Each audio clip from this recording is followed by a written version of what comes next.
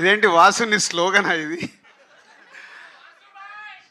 సరే, 2026 వచ్చి almost 3 months complete చేసుకుంటున్నాం. ఈ మధ్యలో మీరు చాలా సినిమాలు చూశారు, చాలా హిట్ అయినాయి. మీకు నచ్చిన సినిమాలు ఏంటో చెప్పండి. జనవరి నుంచి రిలీజ్ అయిన సినిమాలు: యుగేందర్, దురేందర్, నారి నారి నడుమ మురారి, మనశంకర్ వరప్రసాద్,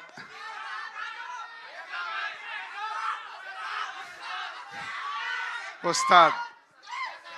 అంటే నేను ఎందుకు అడుగుతున్నా అంటే, ఒకప్పుడు మేము సినిమా తీసి రిలీజ్ చేసేటప్పుడు చాలా, ఇందాక అభిలాష్ అన్నాడు కదా నా గురించి టెన్షన్ పడ్డాడని. ఇప్పుడు ప్రతి సినిమాకు మీరు మమ్మల్ని అలా టెన్షన్ పెడుతున్నారు. సినిమా రిలీజ్ వరకు కాదు, ఫస్ట్ ఏదైనా ప్రోమో ఇవ్వగానే మీకు నచ్చుద్దా లేదా, నచ్చలేదానికి అక్కడే డిసైడ్ చేస్తున్నారు ఈ సినిమాకు థియేటర్కి వెళ్ళాలి అవద్దా అని. అంటే మాకు సినిమా తీసే వాళ్ళకు మీరు ఇప్పుడు చాలా ఛాలెంజెస్ విసురుతున్నారు కోవిడ్ తర్వాత. దానికి మా యంగ్ ప్రొడ్యూసర్స్, అంటే నేను యంగే, అంటే ఇందాక వాసు అన్నాడు కదా, Bunny Vas and UV Vamsi first Arya సినిమాతో సినిమా ఫీల్డ్లోకి వచ్చారు. West Godavari distributor Bunny Vas, Nellore distributor UV Vamsi. అప్పటికి ఇంకా బన్నీ వాసు కాలేదు వాడు. బన్నీ మెల్లిగా మెల్లిగా మెల్లిగా అయిన తర్వాత బన్నీ వాసు అనేది ట్యాగ్ లైన్ కూడా నేనే ఇచ్చా, ఏమని పిలవాలి వాసు అని. సో ఈరోజు అటు వాసు GA2లో కానీ వంశీ టు యూవీలో సక్సెస్ఫుల్గా జర్నీ చేస్తూ ముందుకెళ్తున్నారు. పోతే బన్నీ వాసుకేమో రైట్ సైడ్ బన్నీ ఉన్నాడు, వంశీకేమో లెఫ్ట్ సైడ్ ప్రభాస్ ఉన్నాడు. సో అలా వాళ్ళు సినిమా పైన ఇంట్రెస్ట్తో ఇద్దరు అలా ప్రొడ్యూసర్స్ అవ్వడం, డిస్ట్రిబ్యూటర్స్ నుంచి ప్రొడ్యూసర్స్ అవ్వడం, లైక్ మమ్మల్ని ఇన్స్పిరేషన్గా తీసుకొని సక్సెస్ఫుల్గా సినిమాలు తీయడానికి మెయిన్ పంతా స్టోరీ. వాళ్ళిద్దరు కూడా స్టోరీల్ని పట్టుకొని కొత్త డైరెక్టర్లతో కూర్చొని వర్క్ చేయించు సినిమాలు తీసిన సినిమాలన్నీ సక్సెస్ఫుల్లే, రైట్? శర్వాతో యూవీలో ఇది 4th ఫిలిం. రన్ రాజా రన్ కానీ, ఎక్స్ప్రెస్ రాజా కానీ, అండ్ మహానుభావుడు కానీ అన్నీ. ఇప్పుడు ఈ బైకర్ గురించి లాస్ట్లో మాట్లాడతా. సో ఇలా మంచి సినిమాలు వచ్చేటప్పుడు అటు వంశీ అండ్ టీం, ఇటు వాసు తను తీస్తున్న సినిమాల్లో స్క్రిప్ట్ని పట్టుకున్నప్పుడు డైరెక్టర్స్తో కూర్చుండి వర్క్ చేసినప్పుడు సక్సెస్ఫుల్ సినిమాలు. అది నా ఫార్ములా. నేను కూడా ఈ మధ్య కొంచెం ట్రాక్ తప్పి మళ్ళీ ఇప్పుడే ట్రాక్ ఎక్కాను.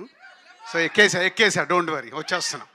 సో అలా అంటే కథల్ని నమ్ముకొని రైట్ టీంతో వర్క్ చేసినప్పుడు వాళ్ళ కెరియర్లో ఎప్పుడు మిస్ఫైర్లు కొట్టలే, నేను కూడా ఎప్పుడు మిస్ఫైర్లు కొట్టలే.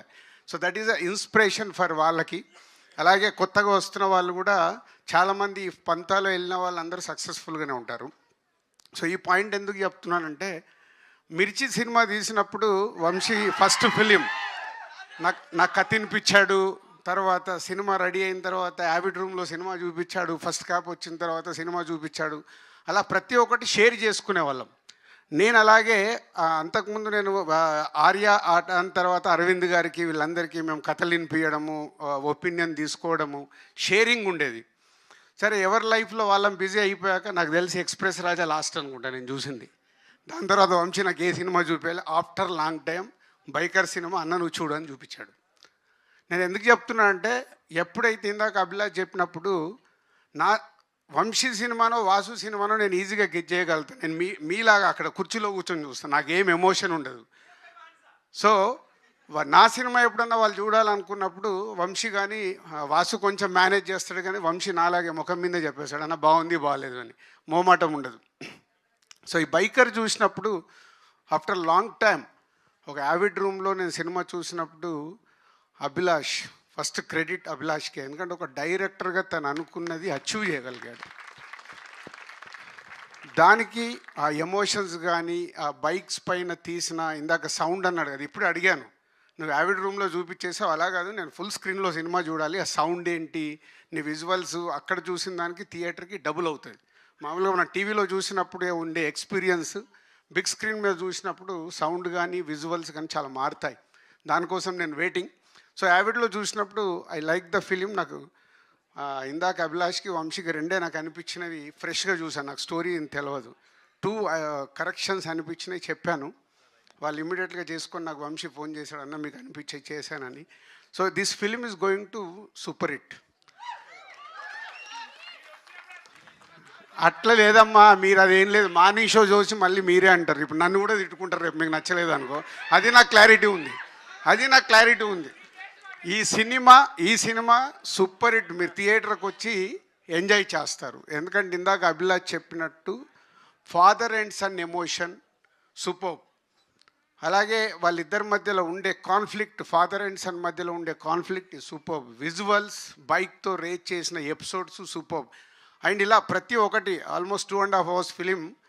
అండ్ రిలీజ్ అయిన సాంగ్స్ కూడా చూశారు. మ్యూజికల్గా Ghibran is given is very good. Yuvraj visuals, ఇలా ప్రతి ఒక్కరు పార్టిసిపేషన్ చేశారు ఈ సినిమాకి, ఆల్ టెక్నీషియన్స్. అది ఎప్పుడు సాధ్యమవుద్దంటే అప్కమింగ్ తనకు సెకండ్ ఫిలిం డైరెక్టర్ కాబట్టి అది రాసుకొని అనుకున్నది తీసుకునే వరకు యువి వంశీని కూడా బాగా కష్టపెట్టాడు. అలాగే వాళ్ళ యాక్టర్స్ని కూడా కష్టపెట్టారు. స్పెషల్గా ఇందాక రాజశేఖర్ గారి గురించి కూడా మాట్లాడతాను నేను. చెప్పారు ఇందాక అభిలాష్ 8:30కి వచ్చేవారని. అంటే మా ఇండస్ట్రీలో కొన్ని నడుస్తూ ఉంటాయి, రకరకాల రూమర్స్ ఉంటాయి, దాన్ని క్లియర్ చేశాడు అభిలాష్. సో శర్వ, అక్కడి నుంచి శర్వాకి వస్తే ఎంత మేకోవర్ అయ్యాడు అసలు. నేను ఆ మధ్య చూసి షాక్ అయ్యాను.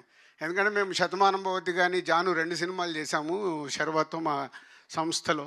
సో శర్వ అయిన మేక్ ఓవర్ బికాజ్ ఆఫ్ ఈ క్యారెక్టర్కి కావాల్సిన బైక్ రేస్ కావాల్సిన ఆ వెయిట్ అవన్నీ క్యాలిక్యులేట్ చేసుకొని డైరెక్టర్ అడిగాడని Sharva is a good job. అంటే పర్ఫార్మెన్స్ కానీ everything is a super. Looks, costumes, everything. శర్వాని స్క్రీన్ మీద మీరు ఆల్రెడీ సాంగ్స్లో దీంట్లో చూశారు కదా, అలా అద్భుతంగా శర్వ మేక్ ఓవర్ అయ్యాడు. అండ్ హీరోయిన్ లవ్ స్టోరీ దగ్గర కానీ వైఫ్ అండ్ హస్బెండ్ మధ్యలో ఉండే రిలేషన్స్, ఈ బుడ్డోడు వీడు ఉన్న స్క్రీన్ ప్రజెన్స్ తక్కువ, ఇందాక ఎలా అయితే మాట్లాడాడో స్క్రీన్ మీద కూడా అలాగే ఎమోషన్స్ సూపర్గా పండించారు. ఎమోషన్స్ అది ఓన్లీ బికాజ్ ఆఫ్ డైరెక్టర్ తను రాసుకుంది స్క్రీన్ మీదకి వచ్చేలాగా చేశాడు. దానికి నో డౌట్ ఫస్ట్ డైరెక్టర్ తను అనుకున్నది తెచ్చుకోవటానికి అందరితో యాక్ట్ చేయించుకోవడం అనేది అది only director job. Your done is very good job Abhilash.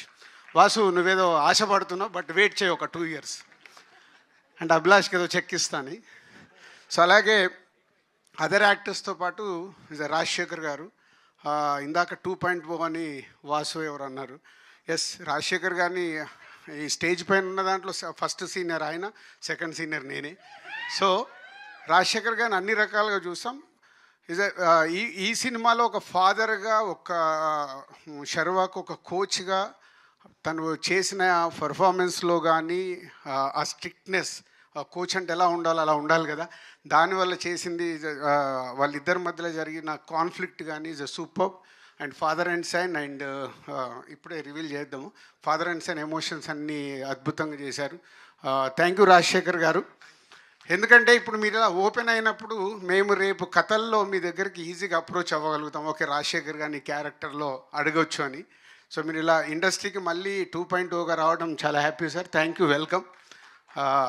And UV Vamsi, మొన్న ఈ మధ్య నేను ఇందాక కథ గురించి మాట్లాడాను కదా, సంతోష్ శోభన్తో, నాకంటే ముందు మీరే చెప్పేస్తారు కదా. సో ఒక మళ్ళీ చిన్న సినిమా తీసి ఎలా అయితే రీచ్ అయ్యాడో, ఈ సినిమాతో మళ్ళీ is giving a very good film for audience, for industry. మా ఇండస్ట్రీకి ఏంటంటే సినిమాలు ఆడుతూ ఉంటే మాకు ఎనర్జీ ఎక్కువ వస్తుంది, మాకు సినిమాలు ఆడుతూ ఉండాలి. So thank you Vamsi. April 3rd నేను